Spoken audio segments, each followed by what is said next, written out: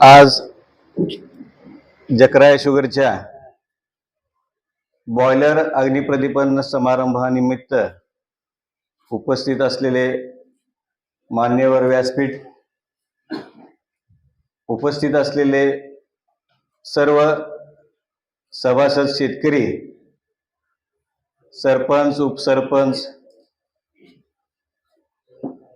जकराय कारखान्याचे कर्मचारी, अधिकारी, आज आपणा सर्वांच्या उपस्थित आज बॉयलर अग्निप्रदीपन करून येणाऱ्या गाळप हंगामासाठी आज मोळीची पूजन सुद्धा आपण सर्वांच्या उपस्थित आणि सर्वांच्या हस्ते आज आपण केलेलं आहे. यावर्षी उजनी धरण 60% भरलेले सर्वांना माहिती आहे, कारण ते सर्वांचे रोजची नजर त्या उजनीच्या आकडेवारीवर असायची. गेली 4 वर्ष झालं पाऊस काळ चांगला असल्यामुळं कधी कोणाला पाण्याची कमतरता ही उन्हाळ्यात सुद्धा कुठल्याही भागात झालेली नाही. पण हे वर्ष हे सर्वांसाठी जिकरीचं आहे. हे ऊस नवीन काही लागवड करताना काय काळजी घ्यायची, 86-032 कसा 100 टनापर्यंत आणला आहे, हे कृषीभूषण आवडा साहेबांमार्फत आपल्याला आज मार्गदर्शन मिळाले. त्यांचाच एक मुद्दा घेऊन मी सांगतो की त्यांनी सांगितले की रासायनिक खत हा आपला उत्पादन वाढीस कारणीभूत नाही, तर मातीचा पोत, रासायनिक म्हणजे त्याचा ऑर्गॅनिक कार्बन हा कारणीभूत आहे. तर तो जास्तीत जास्त वाढवण्यासाठी सेंद्रिय खताची सुद्धा वापर आपण वाढवला पाहिजे. तर जकराय कारखान्याने 3 वर्षापासून आपल्या पोटॅश पावडर निर्मिती चालू आहे. बरेच आपले जे उपस्थित शेतकरी आहेत त्यांनी वापर पण केलेला आहे.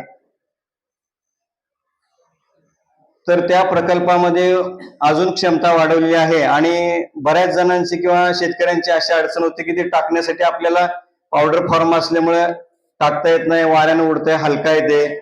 म्हणून आपण काय केलं होतं की त्याचं ग्रॅन्युलेशन बनवायचं, म्हणजे त्याची दाणेदार खतामध्ये निर्मिती करण्यासाठी आपण प्रकल्प उभा करत आहोत. लवकरच तो पूर्णत्वास येईल.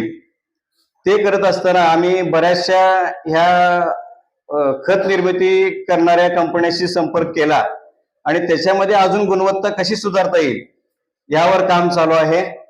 त्याच्यामध्ये आपल्या कारखान्यामध्येच उपलब्ध असलेल्या अजून काही त्यामध्ये गुणवत्ता सुधारण्यासाठी त्याच्यामध्ये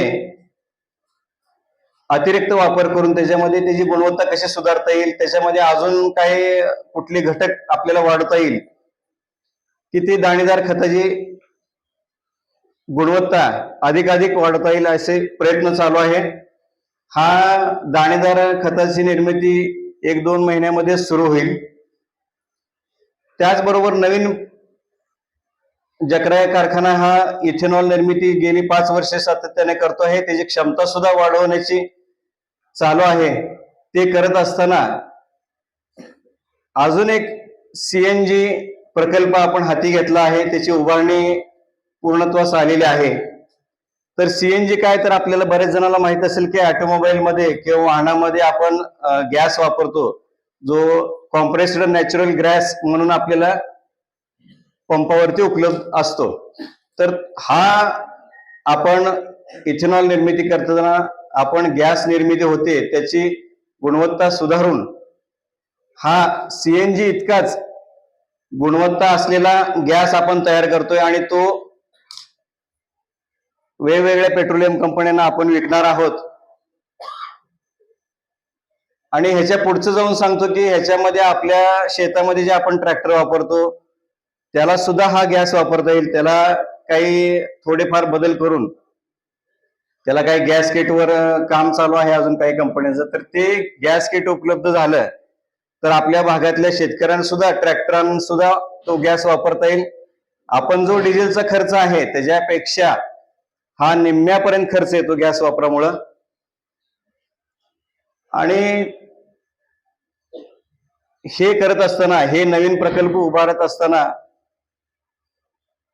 ह्याचा फायदा शेतकऱ्यांना असा की जकरायाची आर्थिक परिस्थिती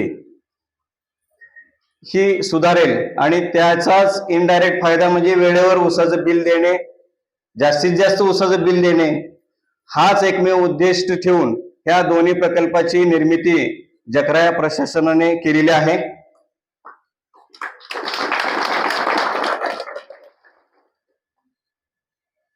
ह्या कार्यक्रमाच्या निमित्त ह्या नवीन प्रकल्पाची माहिती देण्यासाठी मी तुमच्या समोर उभा राहिलोय. मी अधिक न वेळ घेता मी आपणा सर्वांतर्फे येणारा हंगाम हा आपण सर्वांनी एकत्र मिळून जास्तीत जास्त जकरायाचं गाळप कसं करता येईल ह्या सर्वांची, तुमच्या सर्वांची साथ मिळावी हीच आपण सर्वांनी शुभेच्छा करूया. आणि माझे 2 शब्द मी संपवतो. जय हिंद. धन्यवाद राहुल सर.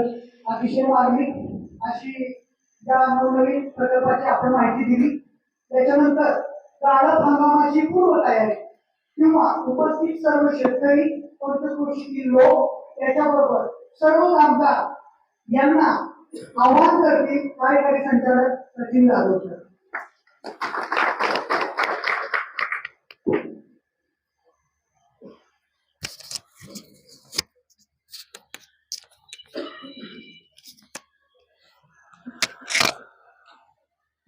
जकराया शुगर लिमिटेडच्या 13व्या बॉयलर प्रदीपन व सोबतच आपण मोळीचा कार्यक्रम पण केलेला आहे.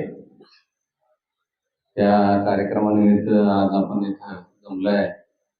व्यासपीठावर आदरणीय चेअरमन साहेब पी.व्ही. जाधव साहेब, माने बापू, तात्या, आवड साहेब,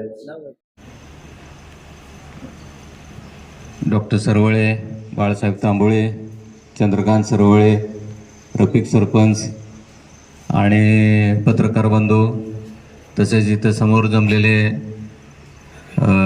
सर्व शेतकरी सभासद, हितचिंतक, कामगार, अधिकारी. आजचा हा कार्यक्रम नेहमीप्रमाणे आपला बॉयलर प्रदीपनचा असतो आणि दरवर्षी आपण जे काही क्रशिंगची तयारी असते आपली, म्हणजे 150 मोठे ट्रॅक्टर, 200 डम्पिंग ट्रॅक्टर आणि 300 बैलगाडी यांचा पूर्ण कॉन्टॅक्ट नेहमीप्रमाणे होऊन त्यांना ॲडव्हान्सेस पोचलेले आहेत आणि बॉयलरची कामं, मिलची कामं, सगळी कामं पण पूर्ण झालेली आहेत आपली. आणि आत्ता आपण यावर्षी एक नवीन बॉयलर घेतलेला आहे की ज्यामुळं आपलं क्रशिंग साधारण 5,000पेक्षा जास्त होईल. परंतु तो बॉयलर यावर्षी कमिशनिंग होणार नाही आहे. यावर्षीचा सीझन पण थोडा कमी असल्यामुळं आणि काही कारणास्तव थोडा उशीर झाल्यामुळं आपण तो बॉयलरचं कमिशनिंग पुढच्या सीझनला ठेवलेलं आहे. तसेच आपण एक नवीन टर्बाईन पण घेतलेला आहे. त्या टर्बाईनमुळं आपल्याला ज्यावेळी डिस्टिलरी ऑफ सीझनला चालते तेव्हासुद्धा आपलं 3 मेगावॉटनं एक्सपोर्ट MSCBला होईल. आणि डिस्टिलरीमध्ये आत्ताच राहुल साहेबांनी सांगितल्याप्रमाणे आपण CNG 20 टन पर डे या क्षमतेचा CNG आपला तयार आहे. त्याचं फक्त पेसोचं एक परमिशन राहिली, ती पेसोची परमिशन आली की आपले विक्री चालू होईल. तर या निमित्तानं मित्रांनो एक गोष्ट मला तुमच्याशी शेअर करावीशी वाटते की मागच्या शनिवारी आपण गडकरी साहेबांना एक विनंती केलेली होती की हा जो आपला 20 TPDचा जो CNG प्रकल्प आहे तर त्याचे उद्घाटन आपल्या हस्ते करावं. त्यानिमित्तानं त्यांनी वेळ दिला होता आपल्याला शनिवारचा. त्यावेळी ॲक्च्युली चेअरमन साहेबच जाणार होते, परंतु साहेब मला म्हणाले की गडकरी साहेब जर एखादं टेक्निकल डिस्कशन केलं तर मला त्यांना व्यवस्थित सांगता येणार नाही, तू जा. मग मी गेलो होतो.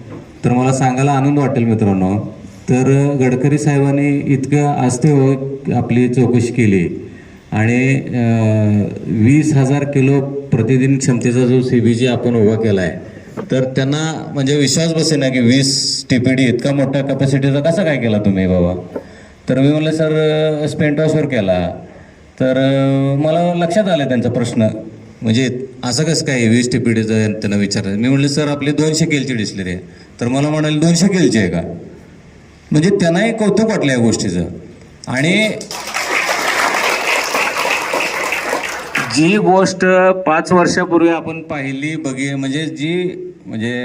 म्हणजे एक दृष्टिकोन ठेवला की बाबा या डिस्टिलरीमधून निघणाऱ्या स्पेंटवॉशचा ऑर्गॅनिक मॅटर कव्हर करून तो बॉयलरमध्ये न जाता तो ऑर्गॅनिक कार्बन आपल्याला सॉईल रिहॅबिलिटेशनसाठी म्हणजे आता जमिनीमध्ये परत कसं आपल्याला रिस्टोअर करता येईल आणि हे कसं नेचर आहे आणि हे एन्व्हायरमेंट फ्रेंडली आहे, ह्या गोष्टीचा विचार करून आपण इन्सर्नेशन बॉयलर घेतला नव्हता. आणि आज मला अभिमानानं सांगावंसं वाटतंय की प्रस्थापित सर्व कारखाने इन्सर्नेशन बॉयलर मेंटेनन्सला कंटाळून स्क्रॅप करून सगळे ड्रायरकडे चाललेत आणि सगळेजण हे पोटॅश पावडर बनवण्याची टेक्निक आपली फॉलो करतायत. आणि त्याचं कौतुक गडकरी साहेबांनी केलं आणि त्यांनी आश्वासन दिलं की मी नक्की येईन. साहेब म्हणाले की आपण व्हिडिओ कॉन्फरन्सिंगवर आपण उद्घाटन करूया, परंतु मी साहेबांना विनंती केली साहेब 1 महिना लागू द्या, 2 महिना लागू द्या, तुमचा कधी दौरा सोलापूरचा असेल त्यावेळी तुम्ही स्वतः या, पण स्वतः या.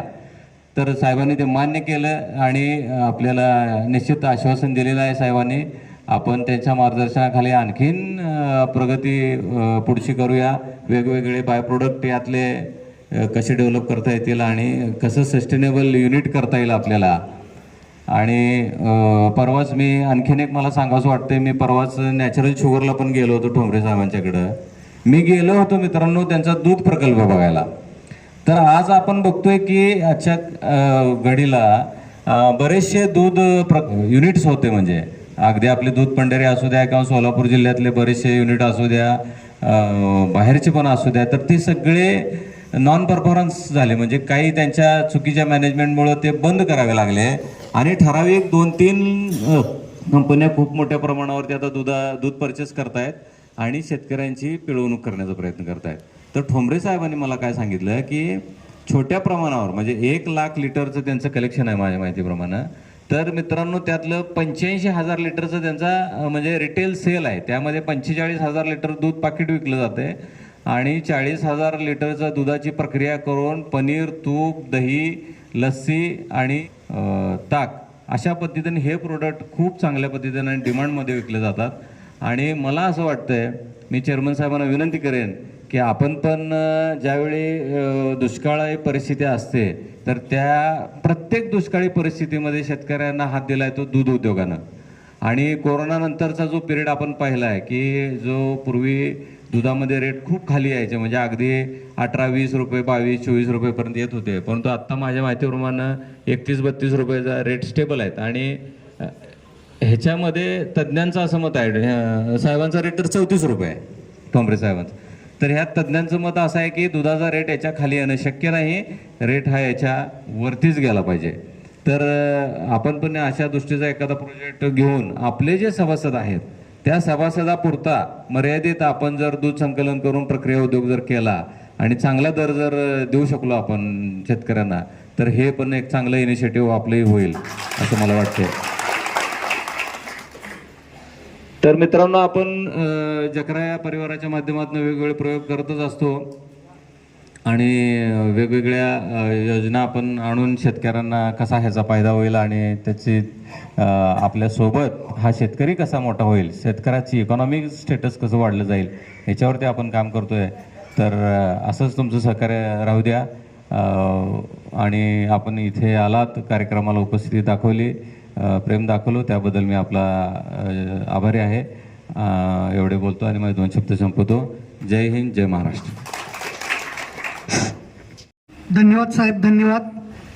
जकराया शुगरची होणारी ही प्रगती, नवनवीन उपउत्पादने आणि नवीन प्रकल्प पूर्णवेळ संचालक यांनी सुद्धा सांगितलं. याचा अर्थच शेतकरी मित्रांनो असा आहे की हा कारखाना ऊस बिल देण्याकरता सक्षम आहे. त्यामुळं तुम्ही सर्वांनी, ऊस उत्पादकांनी या कारखान्यावर विश्वास ठेवा. उपउत्पादने आपल्या कारखान्यात वाढलेली आहेत. This is the ability to give the money to all of you farmer. You believe on जकराय शुगर.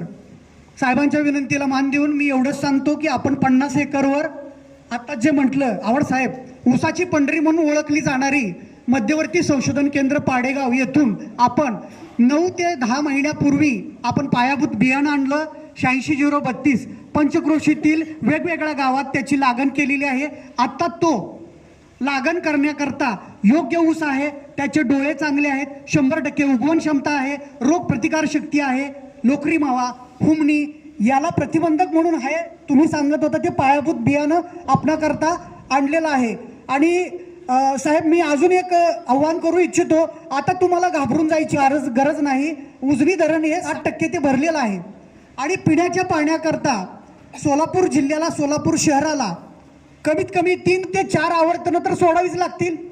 एका आवर्तनामध्ये 6 TMC पाणी एवढंच लागतं. तर पाण्याची मुबलकता आहे. आपण लागण करा, घाबरून जाऊ नका, तशी परिस्थिती नाही. आणि या 86-032 पायाभूत बियाण्याकरता आमच्या मुख्य शेती ऑफिसशी संपर्क साधा.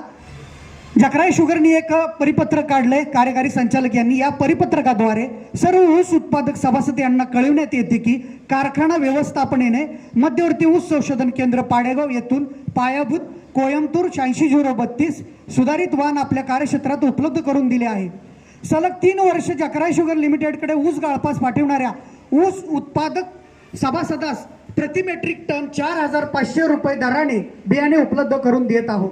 ऊस उत्पादक सभासदांनी ऊस बियाणे रक्कम प्रति मेट्रिक टन 2,500 रुपये रोखीने जमा करावयाचे असून उर्वरित रक्कम 2,000 रुपये पुढील वर्षी म्हणजे 2024-25 या गाळपास येणाऱ्या ऊस बिलातून कपात करून घेतले जातील. तरी इच्छुक सर्व ऊस उत्पादकांनी मुख्य शेती ऑफिसकडे नोंदणी करावी. आपण इथं बराच वेळ थांबलाय, मला वाटतंय आता तुम्ही अध्यक्षीय भाषणासाठी थांबलाय, आतुरतेनं वाट बघताय. आपण इतका वेळ थांबून हे सगळं ऐकलं. आता याच्यानंतर मार्गदर्शन करतील आपल्या कारखान्याचे संस्थापक अध्यक्ष BB जाधव साहेब.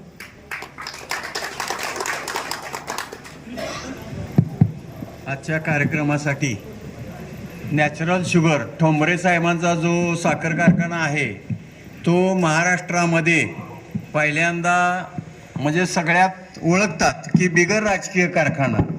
त्या व्यक्तीनं 20 वर्ष नोकरी केली इतर कारखान्यामध्ये आणि स्वतःचा कारखाना काढला. त्यांच्याबरोबर मी पण IEM काढलं होतं. इस्रायलला आम्ही पण गेलो होतो. तेव्हापासून ठोंबरे साहेबांची आणि आव्हाड साहेबांची ओळख आहे.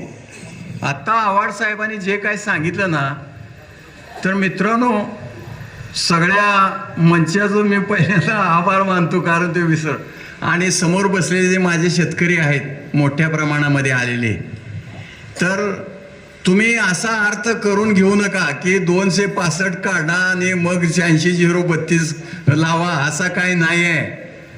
गेल्या वर्षी आम्ही एक धोरण ठेवलं पहिल्या महिन्यामध्ये की सुरुवातीला आम्ही 86-32च घेतला आणि एक 15 दिवस. त्यामुळं काय झालं, 265 वाल्यांनी तो ऊस दुसऱ्या कारखान्याला पाठवून दिला. आता ती चूक परत यावर्षी आम्ही करणार नाही.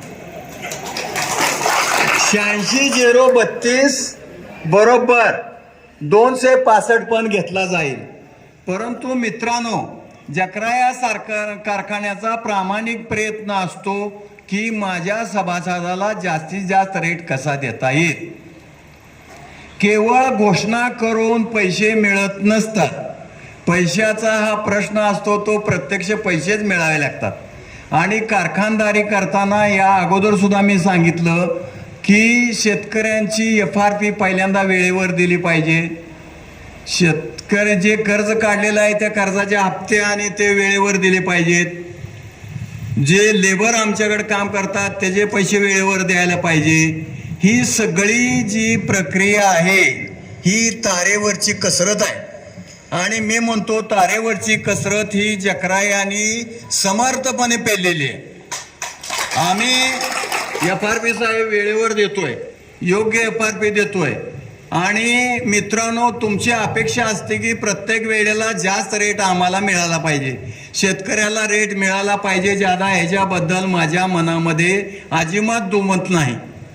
परंतु त्यासाठी आपल्याला काही एक बेसिक गोष्टी स्वीकारल्या पाहिजेत. जकराया कारखाना रेट चांगला देत असताना इतर कारखान्याकडं जवळच्या शेतकऱ्यांनी का जावं हा माझा एक प्रश्न आहे आणि त्याचं उत्तर मला कळत नाही. मी शेतकऱ्याबरोबर आव्हाड साहेब नुसतं स्टेजवरनं बोलत नसतो. माझ्याकडे शेतकरी ज्या ज्या वेळेला येतो त्या त्या वेळेला त्याला विचारतो किंवा माझा ऊस लवकर न्या का, तर मला गहू लावायचा आहे. माझा ऊस लवकर न्या का, तर मला मका लावायची आहे. आणि दुसरा म्हणतो की बाबा मी आता हा खोडवा निडवा आहे, ह्याला काढून मला दुसरं रान तयार करायचं आहे.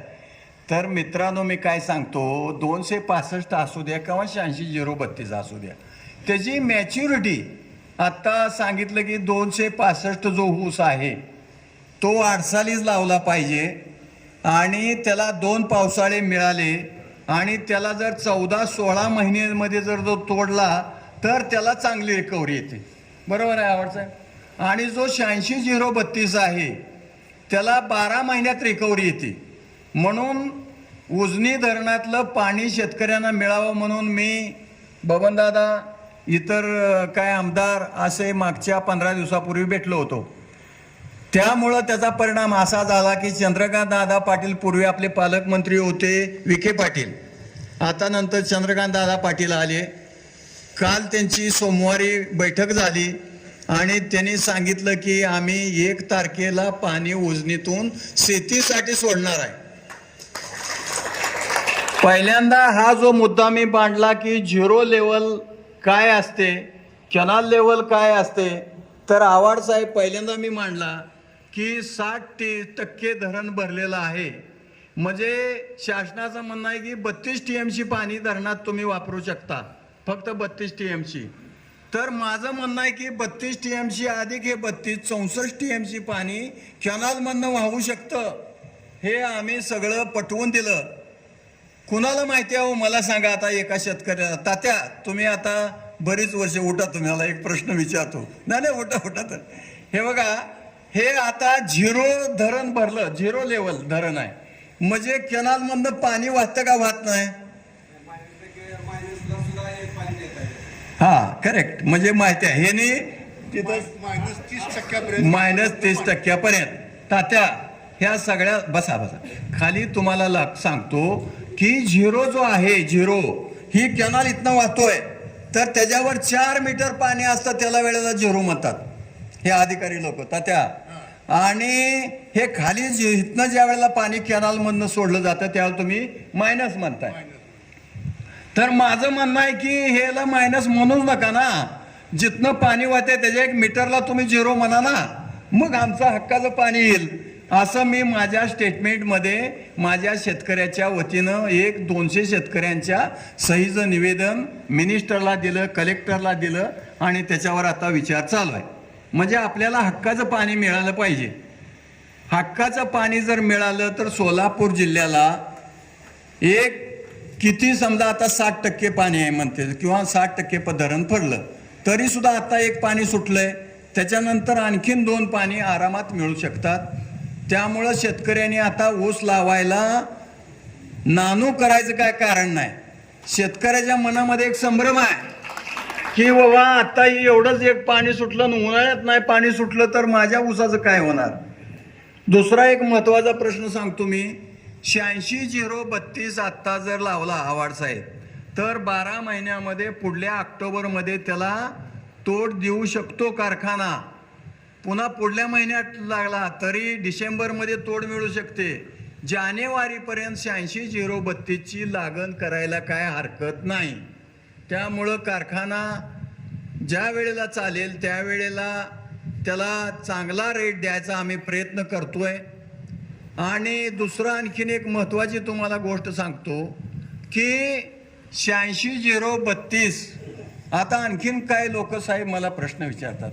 कोल्हापूरचा शेतकरी जो आहे त्याला 3000 रुपये टनाला रेट मिळतो. महाजन साहेब साताऱ्याचे आहेत आमचे महाजन साहेब, तर तिकडं सगळा 86-032 ऊस आहे.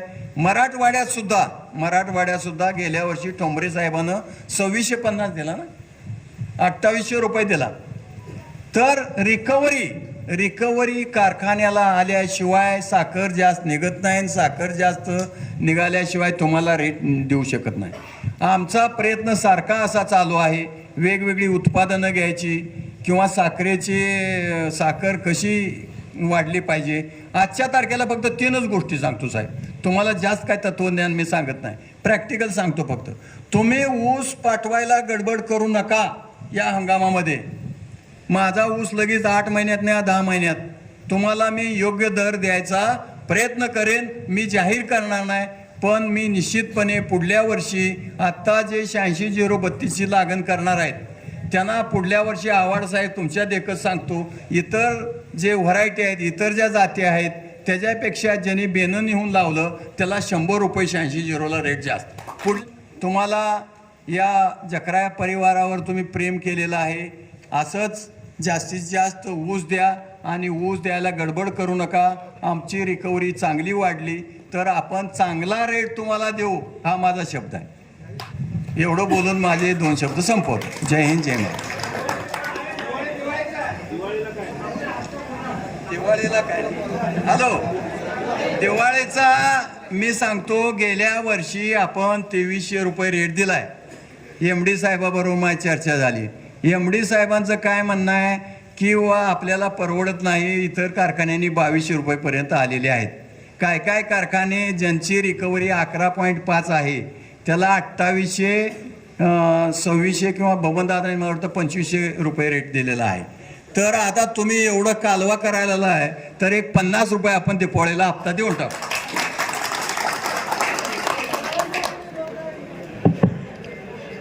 धन्यवाद साहेब, धन्यवाद. 50 रुपयाची सुद्धा चर्चा नव्हती, पण साहेबांनी अगदी साखरेचा गोडवा दिला आणि या दिवाळीनिमित्त सर्व ज्यांनी ऊस गाळपास पाठवलाय त्यांना प्रति 50 रुपये प्रति टनाने आपणास दिवाळीपूर्वी बिल अदा केले जाईल.